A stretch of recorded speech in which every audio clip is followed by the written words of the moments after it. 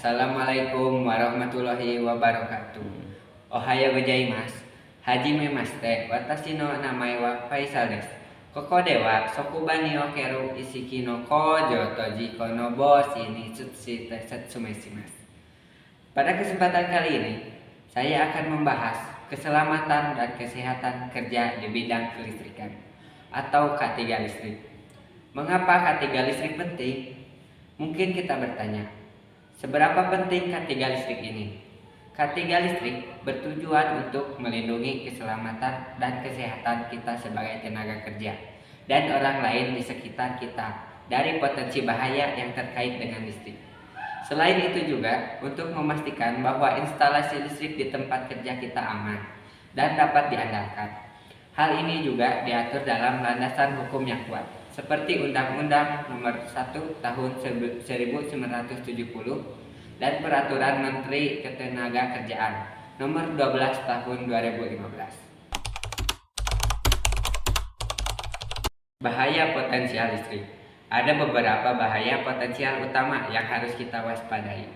Pertama, sengatan listrik yang bisa menyebabkan cedera serius hingga kematian, seperti dalam contoh.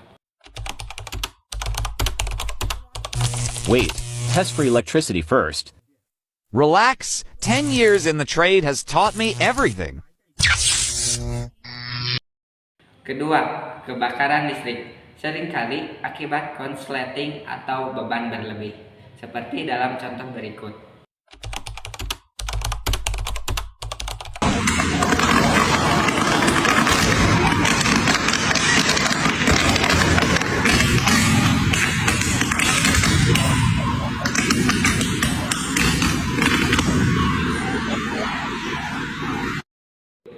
Ketiga, ledakan listrik yang bisa terjadi pada peralatan bertegangan tinggi atau saat terjadi busur api.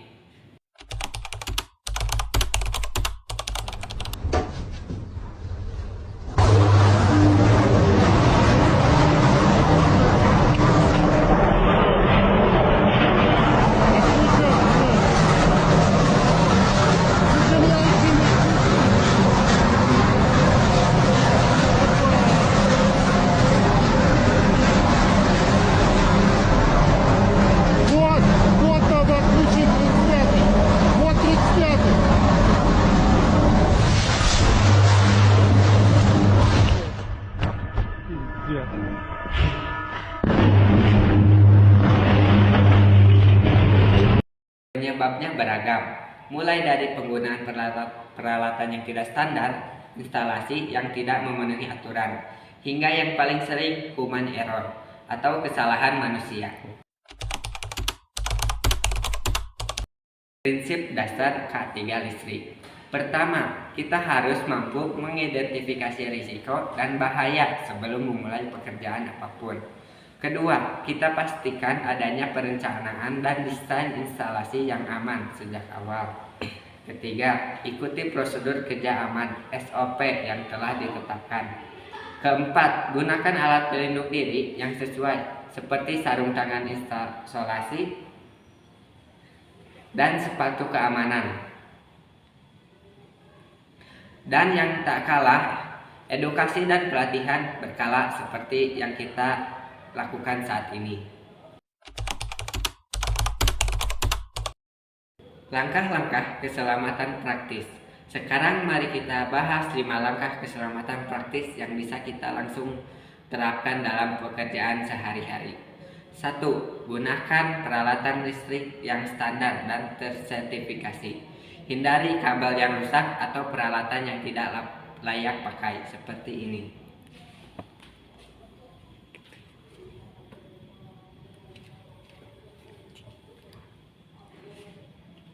Kedua, gunakan APD yang sesuai untuk jenis pekerjaan listrik yang dilakukan.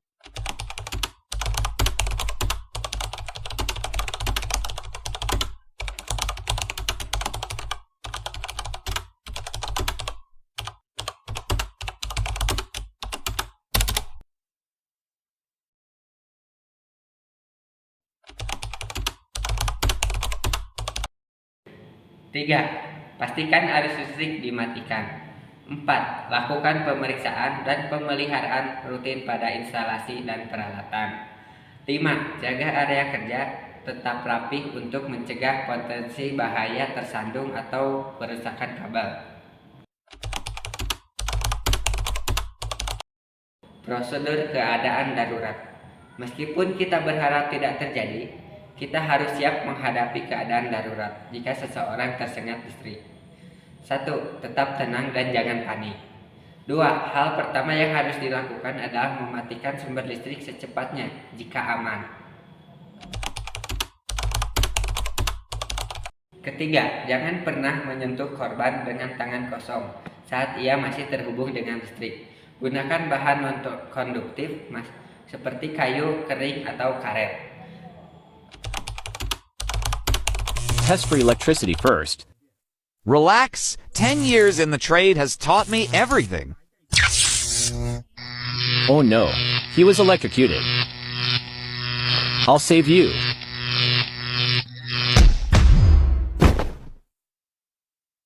That was such a Keempat, segera hubungi bantuan medis dan berikan pertolongan pertama seperti CPR jika Anda terlatih untuk melakukannya. Sebagai ringkasan, K3 listrik adalah tanggung jawab kita bersama. Bukan hanya tugas tim K3 atau atasan. Mari kita jadikan keselamatan sebagai budaya kerja kita sehari-hari. Jika Anda ragu atau tidak yakin tentang suatu pekerjaan listrik, jangan ragu untuk bertanya atau mencari bantuan pada ahlinya. Lebih baik mencegah daripada mengobati. Terima kasih atas perhatiannya. Mari bekerja dengan aman dan selamat. Ijo des, arigato gozaimasu. Wassalamualaikum warahmatullahi wabarakatuh. Waalaikumsalam.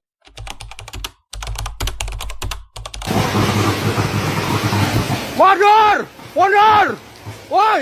Cepat, cepat!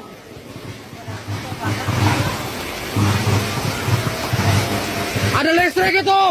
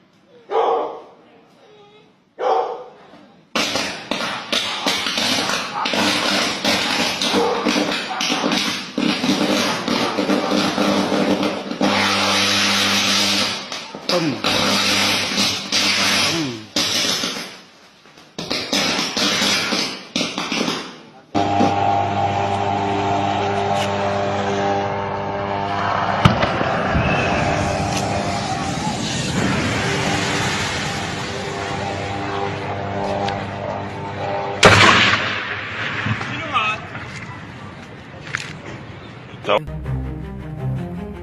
maunya